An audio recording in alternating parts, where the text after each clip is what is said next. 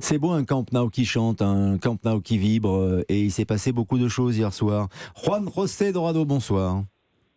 Buenas noches, Lionel. Buenas noches a todos. Hola, ¿qué tal, señor?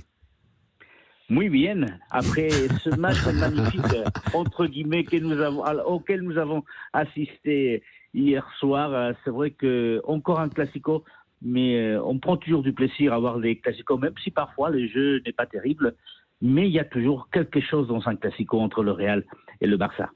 12 points d'avance déjà, le Barça en tête de la Liga. Il s'est passé beaucoup de choses et on va faire un débat à tiroir avec les différents événements. Mais l'angle précis sur lequel on va s'étendre, que l'on va vraiment étirer avec nos experts, avec vous, Juan José, c'est de savoir si le Barça a déjà remporté le titre. Est-ce que le Barça a tué le game avec cette victoire face au Real Madrid ? Il a presque tué, hein. Même les supporters et les dirigeants du Real Madrid reconnaissent que le Barça a pris une sérieuse option. Il faut juger, hein. Le Barça 68 points, le Real 56 à 12 points donc du Barça quand il ne reste que 12 journées. Donc oui, le Barça a pratiquement tué la Liga, ce qui est bien déjà pour Xavi Hernández, l'entraîneur du Barça, qui va pouvoir rapporter donc un titre depuis qu'il est arrivé du côté de Barcelone avec ce titre de Liga à la fin de la saison. Mais c'est vrai que c'est aussi attendu, entre guillemets. Vous savez, depuis la 13e journée, c'est le moment auquel le Barça a pris la tête de façon définitive de la Liga espagnole. C'était la 13e journée, jusqu'à aujourd'hui. Voilà, il a su faire la différence avec le Real.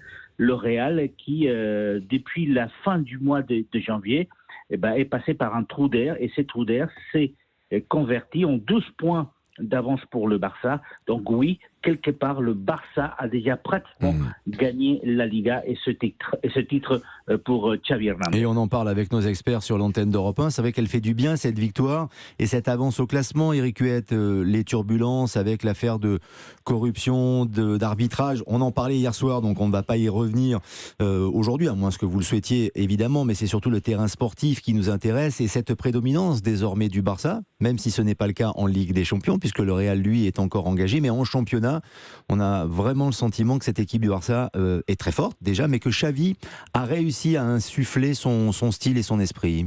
Oui, c'est pas forcément un style qui nous ramène dans les années 90, 2000, 2010 du Barça, un Barça offensif. Les années 90, c'était avec notamment Stoichkov, évidemment guidé par Johan Cruyff. Ce Barça actuel de Xavi est très hermétique. Regardez le nombre de buts encaissés depuis le début de la saison, c'est incroyable. 9 buts encaissés seulement en 26 journées. Hier, le but madrilène, c'est seulement le deuxième au Camp Nou pour un adversaire. Et le premier, c'était Rosselló sur penalty de l'Espagnol. Donc, ces matchs remportés 1-0, beaucoup de clean sheet parce que Ter Stegen est évidemment, encore une fois, l'un des meilleurs gardiens au monde. Il n'y a pas de doute là-dessus. Xavi a trouvé son équipe type. Défensivement, c'est donc très solide avec Araujo, avec Christiansen, avec Koundé, le jeune Baldé également. Au milieu de terrain, il y a une véritable assise. Et puis évidemment, devant, vous avez Lewandowski, vous avez un Rafinha, vous avez des jeunes donc au milieu, Pedri, Gavi, qui sortent du lot. Et on n'est vraiment pas surpris par cette archi-domination barcelonaise. Et Thibaut Courtois qui a annoncé hier soir que la Liga était perdue. Alors si même le gardien du Real, le meilleur gardien du monde, l'annonce, on peut le croire sur parole. En quoi cette équipe du Barça vous impressionne, Marc Libra, si tel est le cas ? Alors, je pense que par rapport à Xavi, c'est pas le meilleur Barça. Je pense pas que c'est le Barça dont il rêve. Par contre, ce Barça-là est très efficace parce que dans le jeu, c'est pas mal, c'est bien, mais je pense qu'il rêverait d'autre chose. Ce qui est sûr, c'est que Courtois sauve le Real sur la première période, il fait des arrêts importants, Ter Stegen aussi, mais c'est surtout le championnat a basculé à la 80e minute, c'est-à-dire le but d'Asensio. C'est-à-dire que si là, le but est validé, peut-être que ce soir on parle autrement. On n'a pas du tout le même thème, c'est-à-dire que là on n'est plus à 12, on est peut-être à 6, parce qu'il n'y avait que 9 points. Donc ça a basculé hier soir. Et je pense qu'avec cette défaite, le Real va juste se concentrer sur la Ligue des Champions, parce que c'est vrai que le problème qu'il y a eu, le trou d'air du Real, ils ne peuvent pas le récupérer. Cette équipe a perdu seulement deux nuls et deux défaites, il me semble. C'est ça. Voilà, Barcelone et Almeria, il me semble. Non, c'était qui le deuxième ? Ouais, Almeria. Almeria, il n'y a pas longtemps. Almeria, il n'y a pas longtemps.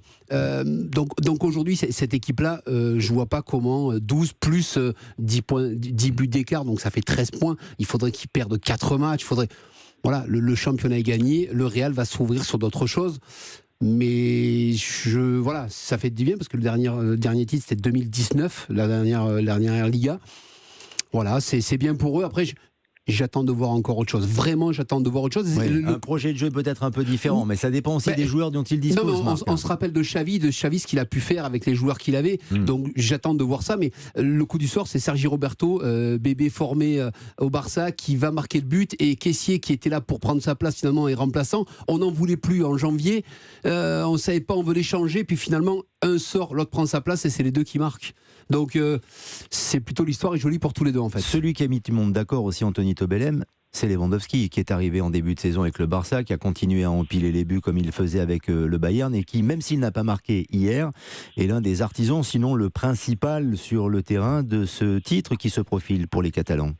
Oui, de toute façon, moi je trouve que par rapport à ce qui vient d'être dit, on avait peut-être une vision tronquée de ce qu'était cette saison Barcelone par rapport aux différentes affaires qu'il y a pu avoir, par rapport à la purge de la saison dernière, avec notamment le départ de Lionel Messi. Et je pense qu'on a, et moi le premier, peut-être pas analysé à quel point finalement cet effectif était extrêmement compétitif, avec effectivement Robert Lewandowski, qui est un attaquant tout-terrain, Bundesliga, maintenant Liga, il marque toujours autant de buts, il est un leader. Et moi, c'est ce que je vais retenir de la saison de Lewandowski, parce que ses buts ne nous surprennent plus, c'est cette notion de leader. C'est quelqu'un qui a gagné en leadership depuis qu'il est à Barcelone, qui amène avec lui une jeune génération, parce qu'il y a beaucoup de jeunes joueurs, et tout à l'heure on parlera de l'Angleterre et d'Arsenal, mais je trouve que Xavi construit un peu comme Mikel Arteta est en train de faire son équipe d'Arsenal, c'est-à-dire c'est une fusée à plusieurs étages qui peut-être décolle plus vite qu'on ne l'avait prévu parce qu'il y a des défaillances de la part des concurrents directs, mais je pense que c'est extrêmement prometteur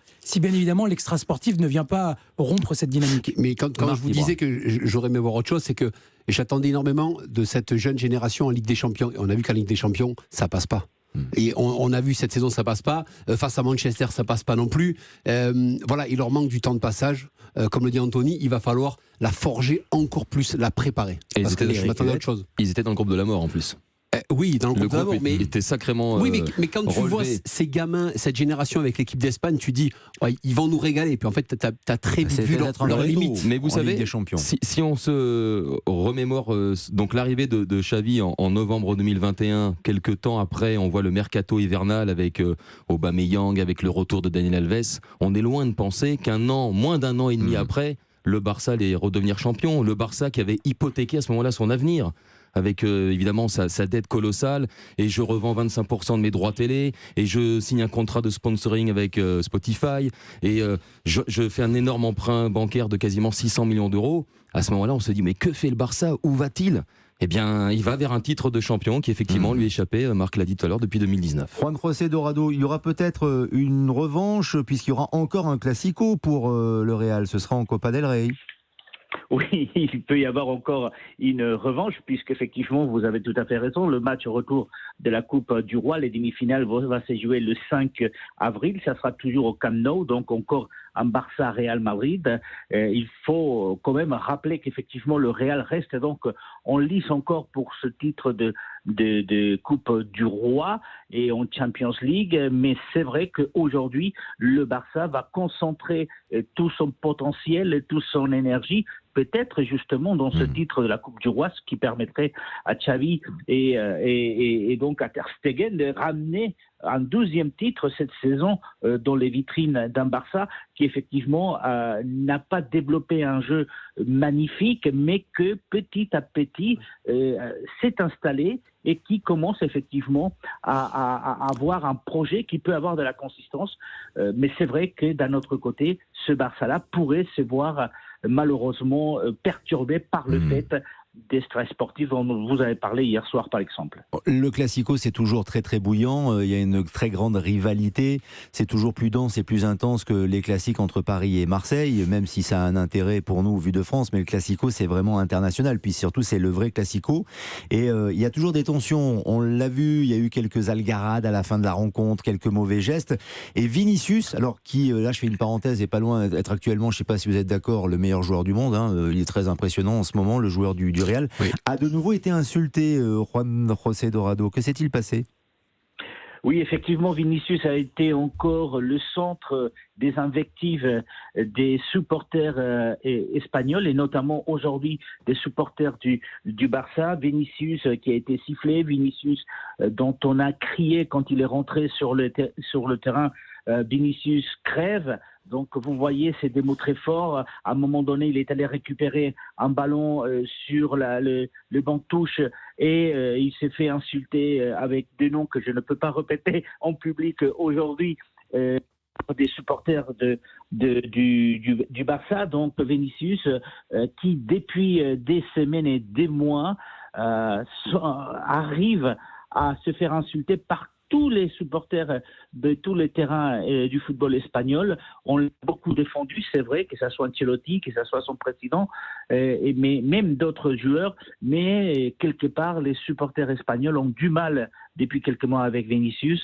Et hier soir, c'était quand même très, très, très dur et très fort parce que crier au Camp Nou, Vinicius crève, vous comprendrez que ça n'a pas sa place dans un terrain de foot. Comme quand ce n'est pas des insultes racistes dont il est l'objet, dont il est victime, Vinicius.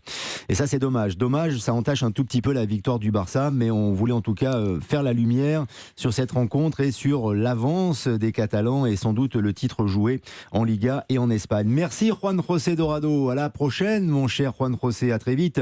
Vous le notez sur votre agenda, bien sûr. Vous vous arrangez pour être là et le samedi et le lundi entre 22h et 23h, Juan José Dorado. Vous êtes d'accord? Toujours fidèle au poste. Je le sais. Adios, Juan José. Il est 22h16.